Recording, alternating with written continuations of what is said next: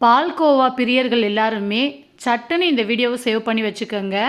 எதுக்காக சொல்கிறேன்னா, அதிகமான டைம் எடுக்காதுங்க. இந்த பால்கோவா பண்ணுறதுக்கு ஜஸ்ட் ஒரு 5 மினிட்ஸ் இருந்தால் போதும். சட்டுன்னு இந்த பால்கோவா செஞ்சு முடிச்சிடலாம்.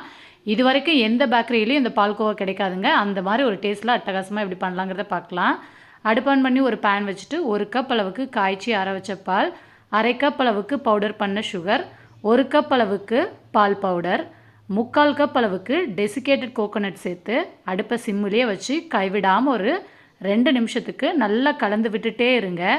இந்த அளவுக்கு கெட்டியாகி வந்ததும் இதில் 1 டீஸ்பூன் போல் நெய் சேர்த்துக்கங்க. இப்போ பாத்திரத்தில் ஒட்டாத பதம் வர வரைக்கும் நல்லா கலந்து விட்டுட்டு கடைசியாக இதில் டேஸ்ட்டுக்காக ஒரே 1 டீஸ்பூன் அளவுக்கு மில்க் மெய்ட் சேர்த்து நல்லா மிக்ஸ் பண்ணிவிட்டு அடுப்பை ஆஃப் பண்ணிட்டிங்கன்னா டேஸ்டியான இன்ஸ்டண்ட்டான ஒரு பால்கோவா தான் பண்ணியிருக்கோம். மிஸ் பண்ணாமல் ட்ரை பண்ணி பாருங்கள். டேஸ்ட் அல்டிமேட்டாக இருக்குங்க. ட்ரை பண்ணுங்கள். பாய்.